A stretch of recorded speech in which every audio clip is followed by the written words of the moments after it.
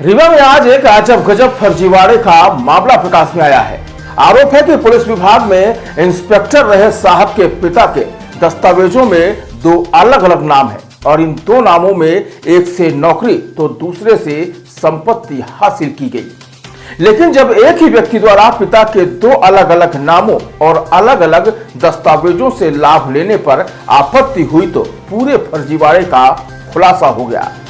दरअसल रीवा में पैतृक संपत्ति के सुख और सरकारी नौकरी के लालच में बार बार पिता बदलने का एक अनोखा मामला सामने आया। फौजी चाचा का फायदा लेने के लिए पहले एक व्यक्ति ने उन्हें अपना पिता बना लिया और पुलिस की नौकरी करने लगा। फिर पिता की संपत्ति हड़पने के लिए उसने फिर पिता का नाम बदला और संपत्ति ले ली। इसके बाद चाचा की संपत्ति लेने के लिए उसने एक बार फिर अपने पिता का नाम बदल लिया। फिलहाल यह मामला प्रकाश में आने के बाद अब चर्चा का विषय बना हुआ है, जो कि अब मामला न्यायालय में पहुंच चुका है।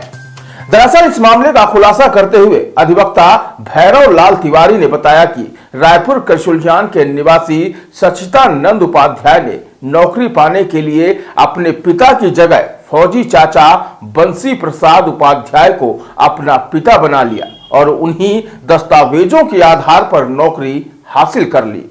इधर आरोप है कि पिता की संपत्ति लेने के लिए उसने दूसरे दस्तावेज प्रस्तुत किए, जिसमें उसके पिता का नाम राम निरंजन उपाध्याय था। अधिवक्ता के मुताबिक यह मामला उसे उस वक्त उजागर किया गया जब सचिदानंद ने अपने चाचा बंसी प्रसाद उपाध्याय की संपत्ति पर अधिकार जताना शुरू कर दिया। आरोप है कि फर्जी दस्तावेज के जरिए सचिदानंद सब इंस्पेक्टर बन गया और नौकरी पूरी करने के बाद रिटायर भी हो गया, लेकिन परिजनों ने उसे समय आपत्ति करना शुरू कर दिया जब उसने दो संपत्तियों पर अपना अधिकार बताया।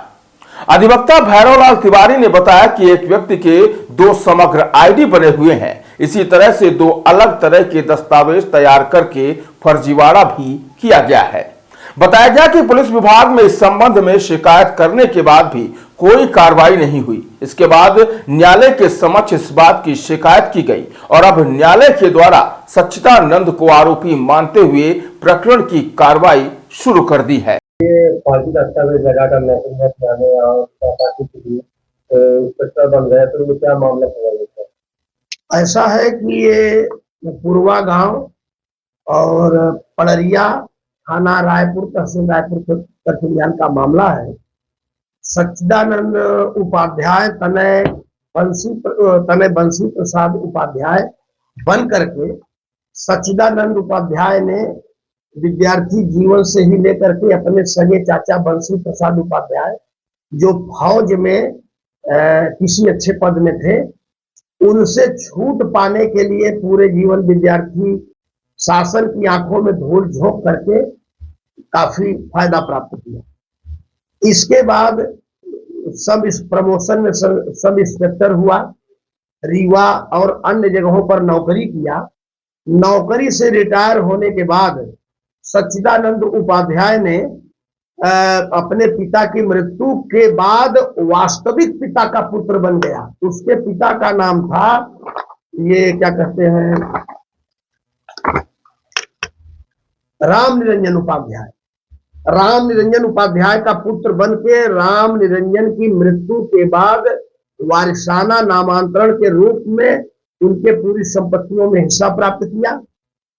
इसके बाद पिता की संपत्ति में हिस्सा प्राप्त करने के बाद अपने चाचा, जिनको वो अपना पिता बनाया था शासकीय रिकॉर्डों में, उनके भी संपत्ति को हड़पने के लिए उनके लड़कों के ऊपर आक्रामक हमला करता रहा। जब ये बात पुलिस थाने में शिकायत हुई, कोई कार्रवाई नहीं हुई, तब सच्चिदानंद उपाध्याय के भाई, उसके चाचा के लड़के तथा उसके जीजा मेरे पास आए और मुझसे पूरी घटना से अवगत कराए कि साहब, एक व्यक्ति शासन की आंख में धूल झोंक करके और शासकीय राज का काफी दुरुपयोग किया और अब शासकीय राज का दुरुपयोग करने के बाद पैतृक लोगों पर भी हमला कर रहा है। प्रथम दृष्टया तो शासकीय पूर्व माध्यमिक विद्यालय पड़रिया का एक प्रमाण पत्र प्रधानाचार्य द्वारा मुझे प्राप्त हुआ, जिसमें लिखा हुआ है कि सच्चिदानंद उपाध्याय तने बंसी प्रसाद उपाध्याय। इसके बाद शासन के नियमा निर्देशों के अनुसार समग्र आईडी ऑल इंडिया में एक ही जगह एक व्यक्ति की बनती है, किंतु उक्त व्यक्ति की 2 आईडी बनी हुई है। एक वो पड़रिया से बनवाया हुआ है और एक जो है रामपुर से बनवाया हुआ है। और ये जो राशन कार्ड है शासन द्वारा जारी किया जाता है, इसमें भी उसने सच्चिदानंद तने बंसी प्रसाद का नाम उल्लेख कराया है।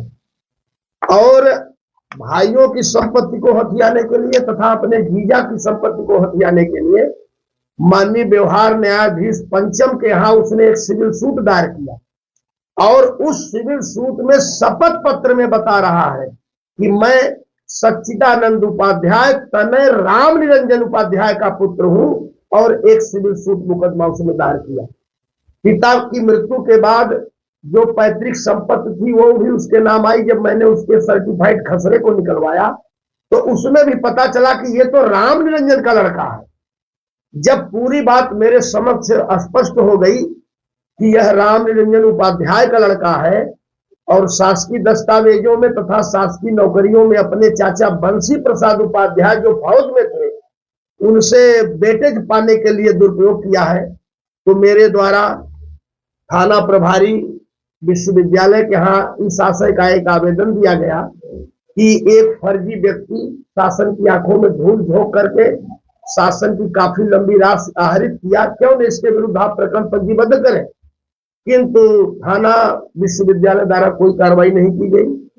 तब मेरे द्वारा पुलिस अधीक्षक महोदय के यहाँ एक आवेदन दिया गया और पूरे तथ्यों से अवगत कराया गया। किंतु 1 माह बीत जाने के बाद भी जब कोई कार्रवाई नहीं हुई तो दोनों रिपोर्ट लेकर के मैं न्यायिक दंडाधिकारी प्रथम श्रेणी सुश्री कंचन सैनिक के यहाँ गया। उनके यहाँ 3 साक्ष्यों को प्रस्तुत किया। तीनों साक्ष्यों ने बताया कि साहब फर्जी आदमी है, ये बंसी का लड़का नहीं है, ये राम निरंजन का लड़का है। पूरे दस्तावेज भी प्रमाणित हुए। तब विद्वान न्यायालय ने पूरे प्रकरण को देखते हुए, प्रकरण की बारीकियों को समझते हुए कल दिनांक 3/12/2024 को सच्चिदानंद के विरुद्ध अपराध की धारा 420, 468, 467 और 471 के तहत प्रकरण पंजीबद्ध करके न्यायालय ने उसको सम्मन जारी कर दिया है कि उपस्थित होकर के जमानत करे और अपनी बात को रखे।